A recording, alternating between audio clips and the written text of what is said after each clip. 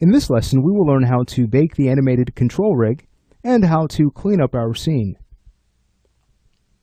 So here in this file, I've went in and constrained the other controls like the legs, the knees, the head, and neck. So now it's just a matter of baking these controls down so that we can have full control over what actually happens in the animation. So once we bake the controls, we no longer need to worry about our offset properties. What that also means is that our expression nodes we have here at the top will eventually be able to be cleaned out. So once you have managed to bake the control that the expression is tied to, you no longer need the expression at that point. So let's go ahead and have a look at the baking process. I'll go ahead and show you how to set this up for just a few of these controls because the process is the same for the others. Let's say we work on a control that is pretty problematic right now, and that's the right knee. You can see how much flipping we get. But do keep in mind, it's a pole vector control, right? So all we would need to do is clean up the keyframes that are causing the flipping to occur, and then adjust the control so that we no longer have any flipping issues afterwards, and we're good to go. Let me go ahead and show you how fast we can set this up. So with the knee control selected, the right knee that is, I'll go ahead and right click and I'll head over to the F-curves timeline. Alright, sweet. Now if the object does not load in automatically for you, you could always go ahead and search for it. You can go to View, scroll to First Active. Once it's found, simply left click and drag it into your window. Now do keep in mind this. You do need a keyframe first on the object before it can be loaded into the F-curve window. Let me go ahead and show you the left knee, which has no keyframes. So with that selected, if I were to go back to Show F-curves and then search for that control, now once I try to drop it into our F-curve view, notice it's not going to take. So again, when you're ready to bake your controls, make sure that you set a keyframe initially. So since we already have a key right here on the right knee, and yes, that rhymed, we can go ahead and basically get started on baking this out. So we know that the animation is about 90 frames or so. We'll need that information when we get to our bake options. Now we find the baking tool underneath the functions menu, but how come we cannot access it? Well, simple. All we have to do is go ahead and grab the object itself right here from the F-curve view. With it selected, now we can go back to functions and choose Bake Objects. Let's go ahead and have a look at our settings. We'd like our end to be frame 90, so I'll go ahead and change that 120 to a 90.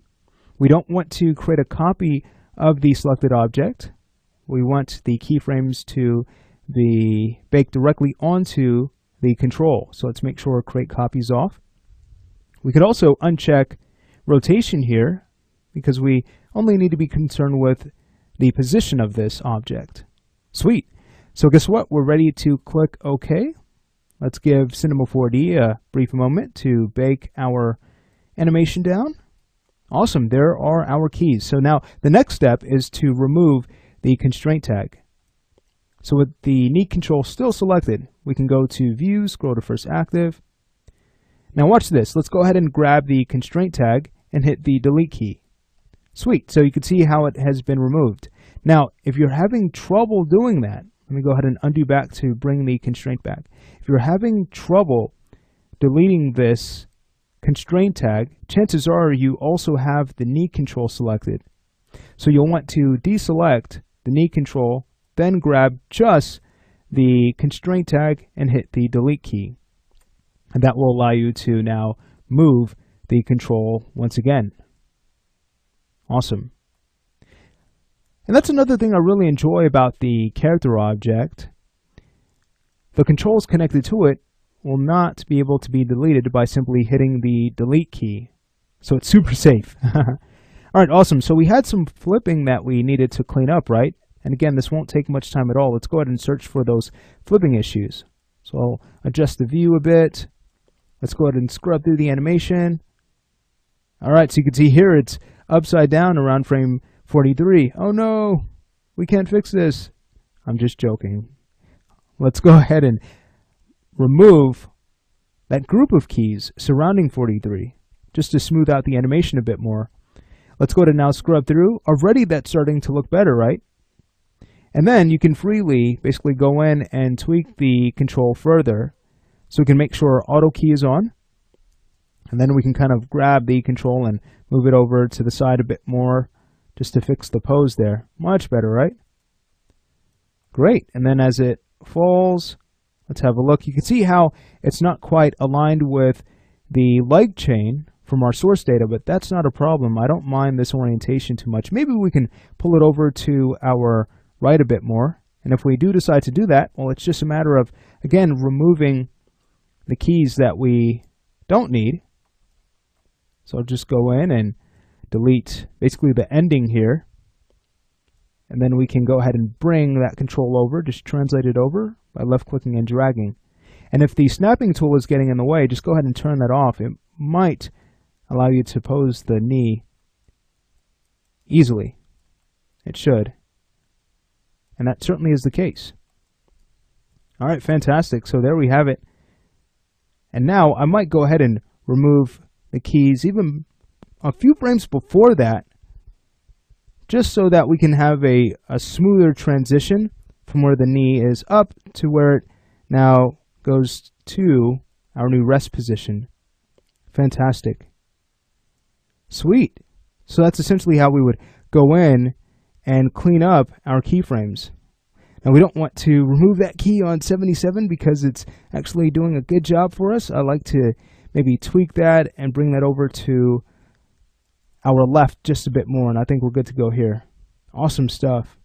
So you can see how fast it is to optimize the animation. Now when it comes to, let's say, a foot control, it's going to work the same way.